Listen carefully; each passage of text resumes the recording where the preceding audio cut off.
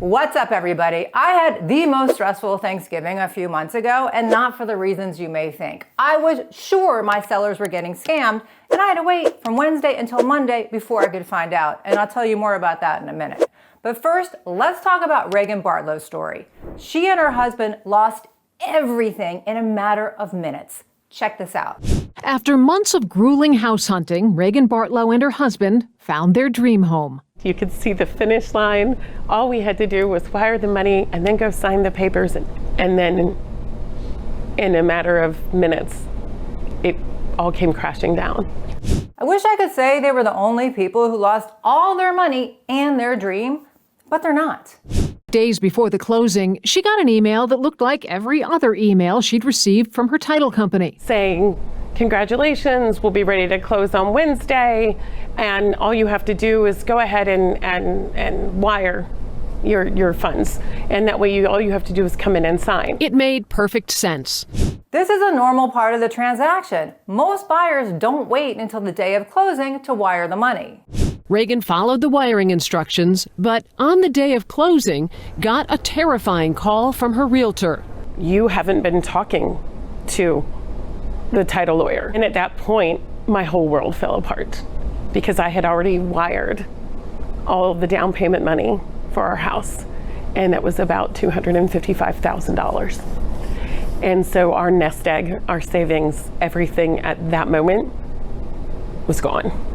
$250,000. Can you imagine how long it took to save all that money, find your dream home, get excited to move in, start planning your future, only to find out it's all gone? And there is nothing you can do about it. This is an example of one of the biggest scams out there. Hackers break into title companies' emails and real estate agents' emails, and they change the wiring instructions. Everything looks official, and a lot of people are falling for it. S. Gregor249 wrote on Reddit that they had recently bought a house. Prior to the day of closing on the house, they emailed their attorney's paralegal asking for the closing cost amount so they could go get a cashier's check. The paralegal emailed them back saying that they prefer a wire and attached a PDF with the bank's wiring instructions. The name on the account of the bank was their attorney's firm's name. The following day, they went into the attorney's office to close, and the attorney said they hadn't received the wire yet. They eventually showed the attorney where they had wired the funds, and they said that's not the correct bank. The attorney then very quickly realized this was wire transfer fraud. A hacker gained control of the paralegal's email address and directed them to wire funds to a different account. This gets even more granular. They write that the hackers purchased a domain name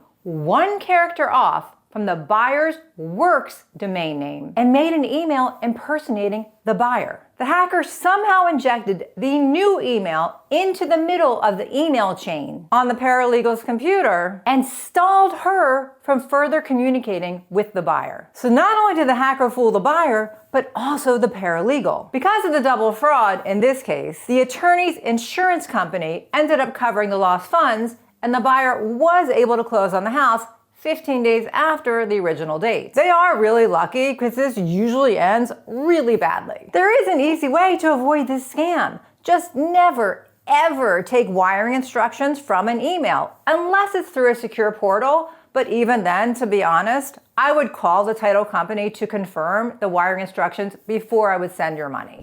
So back to my awful 5 days. And I gotta tell you, this is probably the worst 5 days I have ever had in my real estate career. And I've been doing this almost 22 years. I just had a transaction recently where I was a listing agent. I represented the seller. We were selling it privately, and it was an estate. Since I've been in the business a while, and yes, I am that old, I have investors reach out to me all the time to see if I have any off-market listings. It just so happened when one of these investors reached out to me, I had just signed this listing. My sellers wanted to sell it privately, and they wanted a quick close.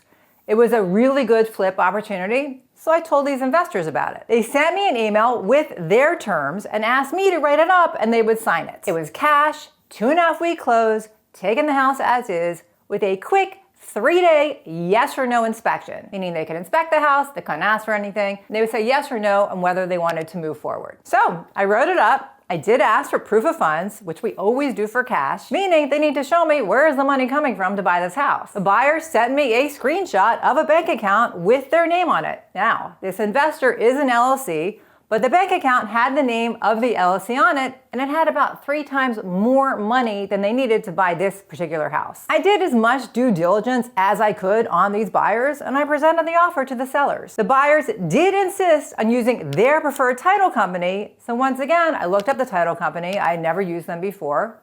They're legit, so I was fine with it. So my sellers decided to accept their offer, and then the buyers did deposit their EMD, or their earnest money deposit, which was only $6,000, but they did with the title company, and we moved on to the inspection. They did their inspection. When I say inspection, I'm putting it in quotes because it wasn't really an inspection. They brought their contractors in, got all their estimates to make sure the numbers worked for their flip. After 3 days, the buyers told me they are moving forward with the transaction, and we head straight to closing. Like I told you earlier, closing was set for Wednesday, the day before Thanksgiving. So I told my sellers the buyers are moving forward. So the sellers, remember this is an estate, this was their mom's house, started clearing out the house and just decided that hopefully this part of the grieving process will be behind them really soon. The Friday before closing, I asked the buyers to wire the money on Monday since we're heading into a holiday week. They said everything's fine, they do this all the time, stop worrying, the money will be there Wednesday. I started getting nervous, but I had nothing to go on. So far, everything had gone smoothly. So Wednesday comes. I go with the sellers at 9 a.m. to sign the closing papers.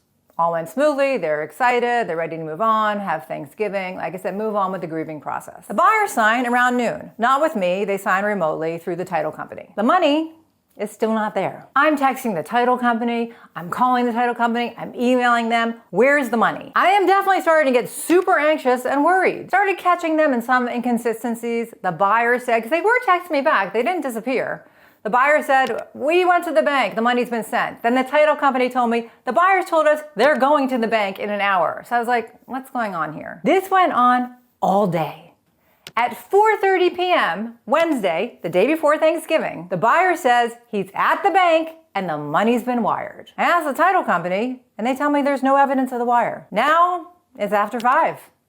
There is no money. It's a holiday, Thursday and Friday and Saturday and Sunday. Banks are closed. So we gotta wait till Monday. I am completely freaking out. I'm trying to figure out the scam. Remember, both parties have already signed the settlement closing statement, and I have a copy of it, so I'm assuming the buyers also have a copy of it. Also, you gotta remember, the buyers don't have a realtor. It's just me. It's a private sale, so it's not on the public MLS. In fact, there is nothing public about this transaction at all. And the worst part about it, which really fuels my anxiety, I've never met these buyers. When I call them, they don't answer the phone. It's like a Wi-Fi number.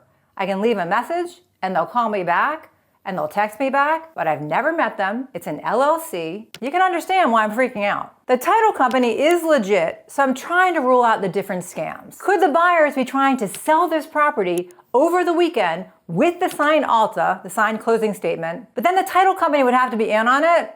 So I don't think so. So what's the scam here? I fill my sellers in on what I've been told. The money has been wired at 4:30 on Wednesday, but it won't land until Monday, so we're gonna be closing on Monday. But I gotta tell you, between you and me, I am super nervous at this point. I can't talk to anyone until Monday. I literally can't do anything all weekend. I am so anxious, I can't sleep. I'm thinking of ways I can pay my poor sellers back their inheritance if they have been scammed. I am freaking out. I keep replaying everything in my mind. It's an LLC, I've never met them. It's cash, it's private. How could I possibly find these buyers if they disappear? By the way, I'm just curious if you're watching this and you're another real estate agent or just an attorney or anybody.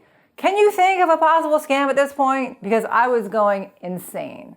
So Monday comes and at 9 a.m., I'm back at it again. I'm emailing, I'm texting, I'm calling. The title attorney is not taking my calls. So I gotta tell you, it was really annoying. The only calming factor is that the buyer has not disappeared. They do text me back when I text them. Remember, they never answer the phone. I think it's a Wi-Fi number, but they do text me back. So that does calm me down a little bit. I've now called my own title attorney and filled him in. He remains calm until afternoon hits, and then he says to me, I think we may have a problem. He offers to call the title company himself, like between colleagues, to kind of figure out what's going on with this transaction. So I'm gonna jump ahead because I don't wanna drag you through my anxiety. I think you get the point. And I don't wanna lead you down a road that you're expecting one result and there's another. But the money did come eventually later that afternoon. Not on Wednesday like they were supposed to, but it did come late Monday afternoon. And we did close on the house. Either I got very, very lucky, or I am very sensitive to possible scams. But this just did not feel right, and I am still unsure if the buyer would have really closed if I wasn't such a pain. The crazy thing is